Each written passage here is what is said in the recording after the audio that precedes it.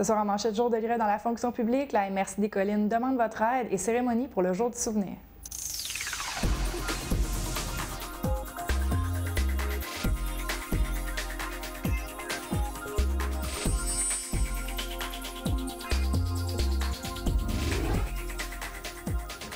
Bonsoir, mon nom est Josiane Hardy et bienvenue à cette édition d'Infomac du mardi 10 novembre.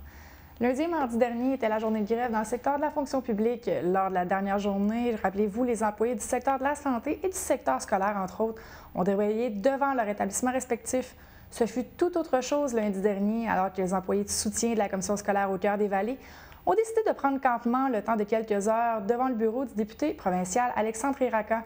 Ce dernier était absent au moment de la visite, mais a tenu à rappeler via sa page Facebook et un communiqué officiel, et je le cite, « J'aurais souhaité rencontrer les manifestants pour discuter avec eux. Malheureusement, j'étais en route pour Québec.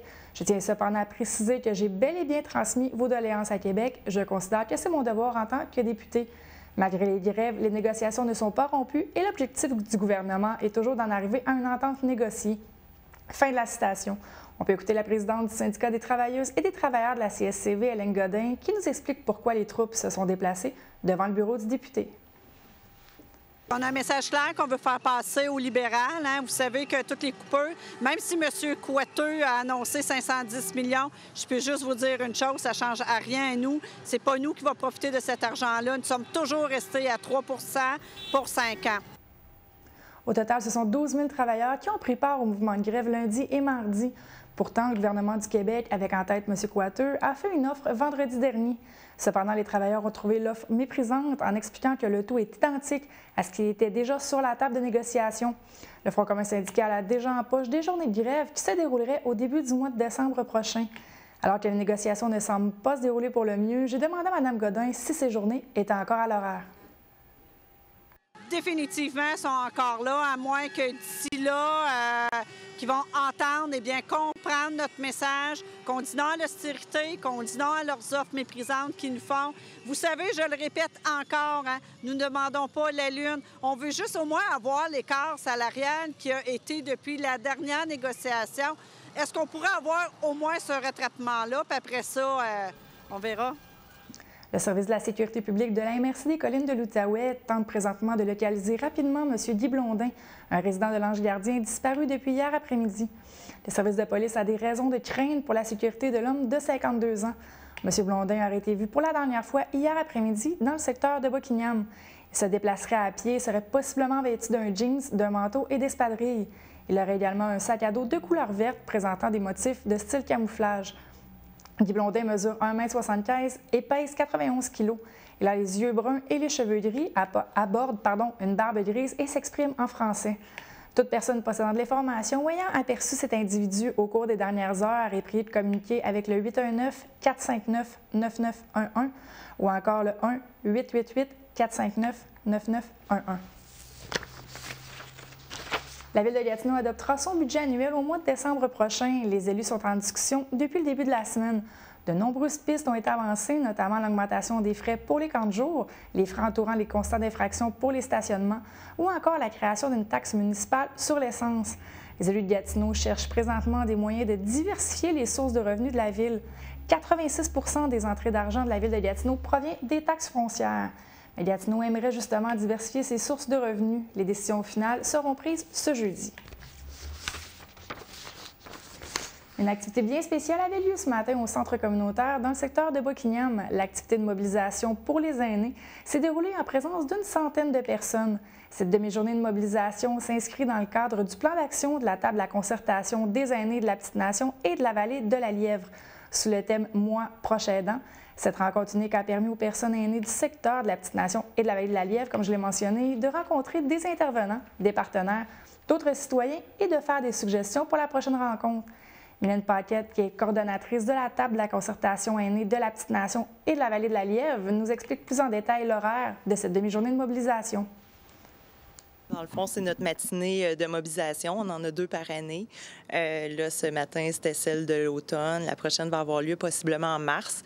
On avait un thème qui était les proches aidants, mais aussi de faire connaître les ressources de la région aux gens. On avait présentation de 2 témoignages. Ensuite, il y avait une conférence sur les proches aidants. Et ensuite de ça, il y avait 28 ressources de la région qui étaient présents avec des kiosques là, pour répondre aux questions des gens, donner de la publication, des dépliants, donner de l'information, dans le fond, sur qu'est-ce qui est offert sur le territoire. Comme mentionné, près de 28 exposants étaient présents afin de faire connaître, d'expliquer leurs services, de répondre aux questions des aînés qui étaient présents dans la salle. Je vous rappelle qu'une centaine de personnes se sont déplacées. Tous les secteurs étaient couverts en passant du Centre Action Génération des aînés au centre actuel et même une dame œuvrant dans la zoothérapie. Je demandais à Mme Annie Gélina, qui est responsable des services et des projets au CRAAA de Papineau, en quoi, en 2015, cette mobilisation est un besoin pour la population. C'est un besoin réclamé par la population d'année en année parce qu'il y a des changements. On ne se cachera pas là, avec les coupures qu'il y a, puis je ne veux pas rentrer dans la politique, là, mais ça fait en sorte que les gens ne sont plus au courant nécessairement de qu'est-ce qui existe, qu'est-ce qui n'existe plus, c'est quoi qu'ils peuvent avoir, là. En gros, c'est ça. Là. Fait que c'est nécessaire. Là. Ils le disent, ils le demandent et ils viennent aussi. Fait que c'est pour ça que c'est important de continuer de le faire. Une importante conférence de presse avait lieu ce matin à Montebello. En effet, le président du Club Lion de Buckingham, Léon-Sébastien Leblanc, tenait à faire cette conférence à la résidence Le Monarque. Un important don a été remis à l'organisme et à sa directrice générale, Mme Manon Cardinal. Ce don est possible grâce au tirage annuel du Club Lion qui a eu lieu le 17 octobre dernier.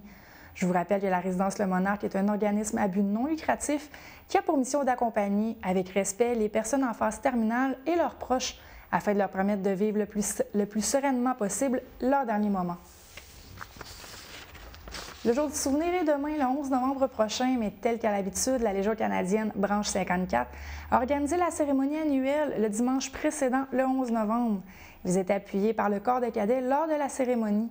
C'est une centaine de personnes qui se sont déplacées au cénotaphe afin d'assister à cette cérémonie. On pouvait voir quelques vétérans au travers de la foule ainsi que de nombreux dignitaires politiques.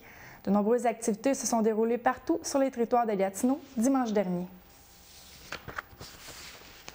Comme mentionné en début de bulletin, les membres du Front commun syndical ont tenu 2 journées de grève, soit lundi et mardi.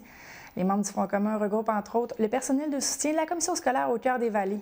On vous rediffuse l'entrevue réalisée il y a un peu plus d'un mois avec la présidente du syndicat des travailleuses et des travailleurs de la CSCV, Mme Hélène Godin, afin de bien faire la distinction entre les mouvements de grève qui se déroulent présentement.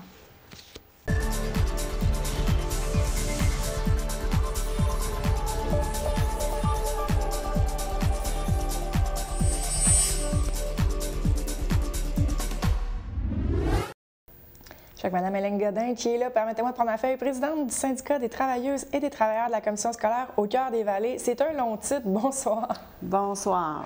Et là, tout d'abord, pour juste bien comprendre, qui êtes-vous, le syndicat des travailleurs et des travailleuses de la CSCV?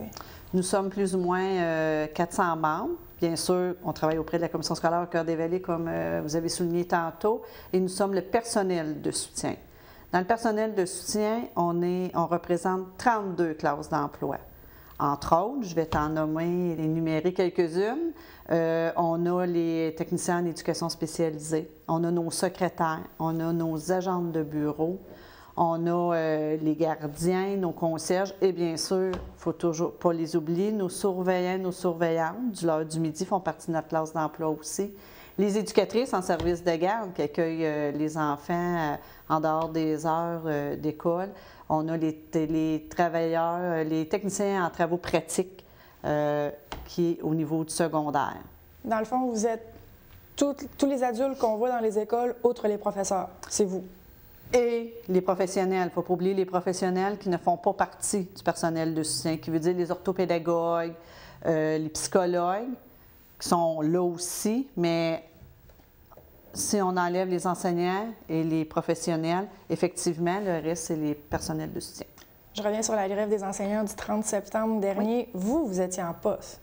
Effectivement. On n'était pas en grève, nous. On a rentré à nos heures de travail parce qu'il faut vraiment distinguer que les enseignants, eux, ils font partie de la FAE, qui est la Fédération autonome des enseignants et nous faisons partie de la CSN. Et justement, en parlant de mandat de grève, on a voté à 86 % le vote de grève pour 6 jours qui va arriver éventuellement. Là, les dates ne sont pas encore sorties, ce ne sera pas de façon continue. Donc, j'invite la population à écouter, être à l'affût des nouvelles parce que les dates ils vont sortir. Fait qu'à ce moment-là, quand le personnel de soutien va faire la grève, les écoles ils vont être fermées parce que le personnel de soutien, nous ne serons pas à nos postes cette journée-là. Vous étiez présent lors de la grève des enseignants pour votre emploi régulier, oui. Mais c'est vrai, si vous êtes en grève, il n'y aura personne pour accueillir les enfants, il n'y aura personne pour les surveiller. Les profs ne pourront pas tout faire, là. Donc on n'a pas le choix, les écoles vont être fermées. Effectivement, parce qu'on a aussi les préposés qui travaillent auprès de personnes, des enfants handicapés dans nos écoles. Puis les éducatrices en service de garde ne pourront pas, les services de garde vont être fermés définitivement. Un beau casse-tête en perspective. Plusieurs personnes, même moi, de pair, avant qu'on commence l'entrevue, j'étais un peu mélangée au travers toutes les centrales syndicales. Qu'est-ce qu'on peut faire, selon vous, pour aider les gens à se démêler là, dans tout ça? C'est qu'il ne faut pas oublier qu'il y a dans les écoles vraiment les enseignants qui font partie d'un syndicat et nous avons en deuxième temps, nous, le personnel de soutien, et nous travaillons de façon... On est une équipe de travail, nous sommes des collègues de travail, mais au niveau de nos conditions de travail, nous avons vraiment 2 syndicats parallèles. Et nous n'avons pas les mêmes fonctions et nous n'avons pas les mêmes, comment pourrais-je dire, au niveau des négociations. C'est sûr, quand on parle de stérilité, on est tous ensemble. Mais quand on parle de nos négociations au niveau de notre convention collective, c'est 2 choses très, très, très différentes. Comme par exemple, les professeurs revendiquent les heures de travail. Vous, c'est plus les coupures. Oui, parce que nous, on n'est pas payés. Nous, nous sommes vraiment payés à l'heure. Ça veut dire que si j'ai un poste de travail à 26 heures, je travaille à 26 heures. Quand les profs, dans l'ensemble, eux, c'est vraiment à la période qu'ils vont être payés. Mais nous, c'est à l'heure. Fait qu'on a comme 2 vraiment... C'est vraiment différent, nos heures de travail. Vous avez mentionné tantôt que vous avez voté pour un mandat de grève de 6 jours qui ne sera pas en continu. Je me permets de le répéter. Ça va être des journées sporadiques. Oui. Outre ça, quelles sont vos actions? À tous les mardis, le personnel de soutien s'habille en noir parce que nous sommes en deuil. Nous n'avons plus de convention collective. On a aussi, l'an passé, on fait comme plein de petits plans d'action qui vont déranger. On a sonné les cloches. On a tout le mois, septembre-octobre, on a respectons nos horaires parce que vous savez que le personnel de soutien, par exemple, on prend notre secrétaire qui, mettons, dans son horaire, va avoir une pause, bien sûr, mais s'il y a un élève qui arrive parce qu'il a un bobo ou qui a besoin d'être appelé à la maison parce qu'il a oublié son lunch dans l'autobus, c'est la secrétaire, là. Elle ne dira pas à l'élève « Retourne-toi en classe et reviens dans 15 minutes ». Puis, oups, là, le téléphone va sonner et la première chose qu'elle va savoir, là, du nez va être arrivé, puis elle n'aura pas pris sa pause. Fait qu'en moyen de pression, on essaie de respecter nos horaires. Fait que ça en est une action de nos moyens de pression. Fait qu'on en a sporadiquement comme ça tous les semaines. Est-ce que vous avez une bonne relation avec les professeurs? Vous l'avez dit, vous êtes 2 syndicats qui travaillent en parallèle. Vous avez des négociations qui diffèrent une de l'autre. Mais est-ce qu'il y a un certain respect entre les 2? Toujours. Solidarité. On travaille ensemble. Ce sont nos collègues de travail. Eux vont nous appuyer et nous les appuyons aussi. Comme eux, au printemps, tous les mercredis, ils allaient faire un piquetage symbolique à l'extérieur. Personnel de soutien dans l'école qui était disponible, accompagner nos collègues. Et à l'inverse, eux vont nous accompagner quand les mardis vont s'habiller en noir pour nous supporter. Naturellement, solidarité entre les collègues de travail. Les gens qui aimeraient vous supporter, les professeurs chez le petit macaron que les gens peuvent porter, vous, est-ce que vous avez quelque chose comme ça, si la population veut vous donner un petit coup de main? Non, on n'a pas. Le seul beau coup de main qu'ils pourraient nous faire quand ils vont entendre parler de la journée de grève qu'on va faire probablement en octobre, ça va être de nous soutenir. Et s'ils ne savent pas ou ne comprennent pas l'impact du pourquoi qu'on a voté pour le mandat de grève, je les invite fortement à nous appeler pour avoir plus d'informations. Ça va nous faire un plaisir d'éclairer la situation. Quel numéro ils peuvent vous rejoindre s'il y a des questions? 819-986-8511, le poste 5501. Madame Godin, merci beaucoup. Bonne journée.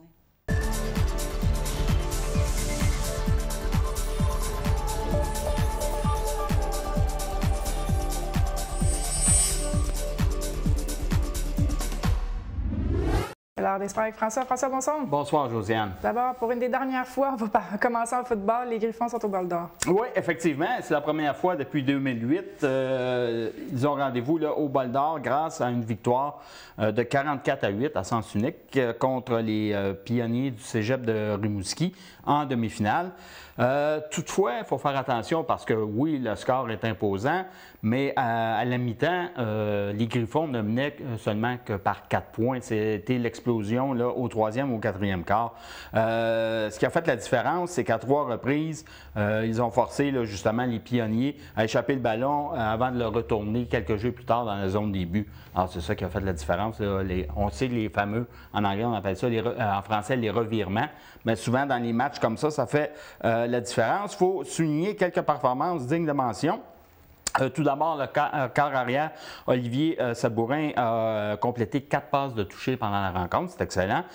Sébastien Belland, qu'on connaît bien ici, a totalisé 165 verges au sol. On sait que lui, un match en bas de 100 verges, là, c'est impossible. Il a marqué également 2 touchés. Il y a aussi, du côté de la défensive, le secondaire Charles Daudier qui a noirci la feuille de pointage, qui a repris un ballon suite à un échappé provoqué par son coéquipier Karel Lecor. Donc, pour les Griffons, le rendez-vous ultime, ce sera contre les Filons de Thetford Mines.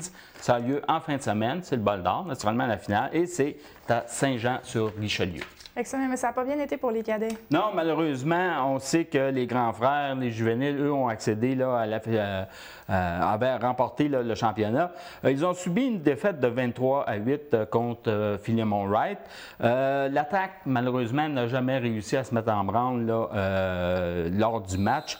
Il faut concéder quand même que Philemon Wright avait terminé en 2e place avec 2 défaites. Le match en saison régulière avait été remporté par les Tigres, mais par le pointage de 32-29. Alors là, on voit que c'était quand même serré. Alors, dans des matchs comme ça, quand même, on s'est rendu jusqu'en finale. Et d'ailleurs, Michel Leroy, l'entraîneur des Tigres juvéniles, soulignait quand même la très belle saison et l'effort des cadets.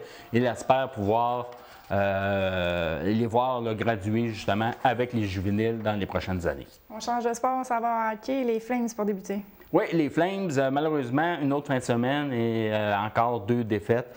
Des défaites quand même crève-cœur. Vendredi soir contre Montréal-Est, justement, là, qui était le match là, justement pour la 4e place.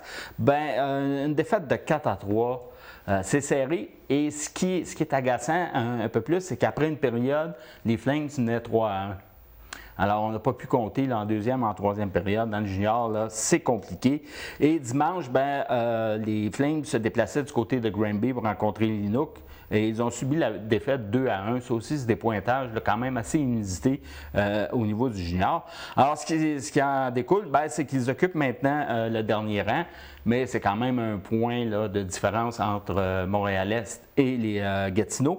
Donc, la saison est encore jeune, ce n'est pas terminé. Et en fin de semaine, là, j'en profite pour souligner, il y a 3 matchs qui sont justement ici même au centre sportif. Ça débute vendredi soir contre Saint-Jérôme. Samedi après-midi à 14h30, c'est justement à Montréal-Est. Donc là, on espère bien prendre la revanche. Et dimanche, ce sera à nouveau contre Saint-Jérôme. Et l'organisation, pour souligner là, ces 3 matchs-là, offre une promotion de 3 matchs pour le prix de 2. Donc, si vous assistez aux 3 rencontres, vous achetez votre billet le vendredi soir, ça va vous coûter 20 $ si vous êtes un adulte. Donc, vous avez un match là, gratuit, si on peut dire. Il va y avoir aussi des prix de présence intéressants. Vendredi, on va faire tirer des forfaits de golf pour le club de Montebello et c'est bon pour la saison 2016.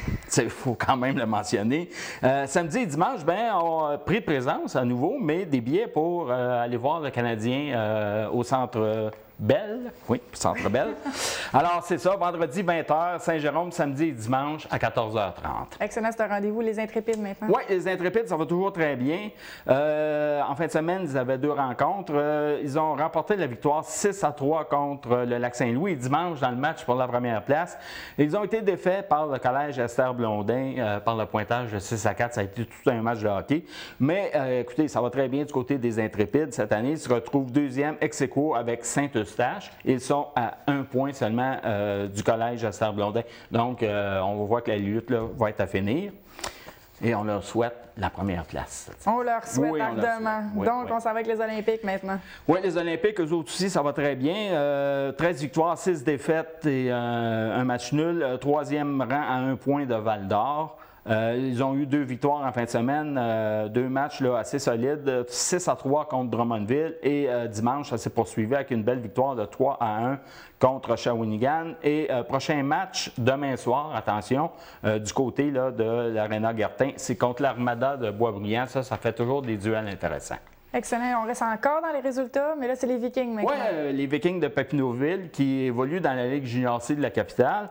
On sait que l'an dernier, ils avaient gagné le championnat. Cette année, ça va très, très bien. Ils ont une fiche de 10 victoires et 1 défaite. C'est presque comme le Canadien. C'est incroyable, cette équipe. Ils ont 5 points d'avance dans le moment sur le Hall volant de Gatineau, qui est l'ancienne formation là, de la pêche. Mais ils ont quand même 2 matchs en moins. Donc, confortablement installés au premier rang, tout va très bien. Alors, c'est à suivre. Excellent. Qui a rapporté le tournoi de Saint-André? Ben oui, c'est les voisins Bantam 2C. On sait que depuis le début de l'année, on n'a pas parlé encore du hockey mineur. Ben, on va débuter tranquillement. Ils ont remporté le tournoi de Saint-André-Avelin, comme tu l'as mentionné. J'ai eu la chance hier soir de croiser Yann Hébert, l'entraîneur, puis j'ai demandé si c'était la fin de semaine, finalement, qu'est-ce qui a fait qu'on est arrivé à ce résultat-là? Déclic, c'est la performance en semi-finale, une belle victoire de 5-1 contre les Aigles de Gatineau. Et bien, dimanche, ça a été un match extrêmement serré contre les Voiliers d'Aylmer. Du côté des voisins, on a remporté la victoire par le pointage de 3-2 et ça a nécessité une période de prolongation. C'est Félix Raby qui a inscrit le but gagnant. Il semblerait que ce soit un but percutant. Alors, pour ceux qui étaient au match, vous allez savoir de quoi il en retournait. Oui, mais de quel but? Et puis parce que je pense qu'il est allé voir les pancartes le long de la bande là, assez rapidement après son but. Alors, il n'a pas été blessé. Et il faut souligner aussi la performance de Jacob Ruet qui a effectué 34 arrêts pendant la rencontre. Et là, les sénateurs ne font pas juste jouer au hockey, ils financent des patinoires aussi. Oui, c'est la Fondation des sénateurs. On sait qu'il y avait déjà eu une première annonce là, du côté du parc Gilbert Garneau à Gatineau afin d'installer une patinoire. On récidive du côté de la Fondation avec également comme partenaire financier Énergie Brookfield. Et on va aménager une patinoire extérieure du côté du parc Fontaine dans le secteur de Hull. C'est un investissement de 200 000 la patinoire ne sera pas comme la première. La première est de dimension Ligue nationale. Celle-là va être un peu plus petite, 50 par 100. C'est dans les vues de rationaliser là, les équipements du côté de la ville de Gatineau. Mais les bandes vont être permanentes. Le marquage sera peint au sol. Alors, ça va pouvoir être utilisé aussi l'été. Et ils ont confirmé qu'en plus de ces 2 patinoires-là, il y en a une qui s'en vient du côté du secteur Elmer, dans le parc central. Dans l'est de la ville, c'est dans le secteur Buckingham ou Masson-Angers. On va peut-être avoir une belle petite guerre là, qui va avoir la patinoire. Et il y en aura une autre aussi dans le secteur de Gatineau. Pardon. Excellent. Et là, 3 frères vont peut-être marquer l'histoire en karaté. Là. Ah oui, effectivement. Et ça, c'est extrêmement rare. Ils vont participer au championnat du monde junior. Ce sont Maxime Olivier, Alexandre Benjamin et Nicolas Patrick Rivet. Ce qui est exceptionnel d'avoir les 3 frères ensemble, c'est que pour aller au championnat du monde junior, il faut être premier au niveau canadien. Alors là, dans la même famille, vous avez les 3 frères qui sont premiers canadiens en karaté. Moi, en tout cas, je n'irais pas faire une invasion de domicile là. Je pense que ça serait effrayant. Écoutez, le championnat se déroule présentement à Jakarta, en Indonésie. C'est Denis Baudouin, d'ailleurs, qui entraîne là, les 3 frères, qui dirige l'équipe canadienne. Lui, il n'a jamais vu cela également, là, de pouvoir avoir 3 frères comme ça pour représenter le pays.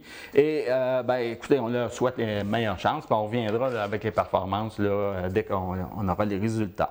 Une figure connue en boxe fait le saut chez les pros. Oui, c'est Vanessa Lepage-Johannis. On sait qu'elle est originaire de la Petite Nation.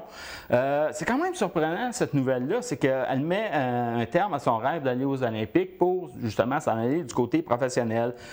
La question, c'est-à-dire ce qui a fait pencher la balance, c'est le problème monétaire. On sait qu'au niveau amateur ou pour aller aux Olympiques, les compétitions canadiennes, elles devaient payer pour participer à toutes ces compétitions-là. Maintenant, en s'en allant du côté professionnel, là, c'est sûr que ces déplacements sont payés et en même temps, si elle gagne ou même si elle participe, il y a quand même une partie de la bourse, une bourse là, qui lui revient.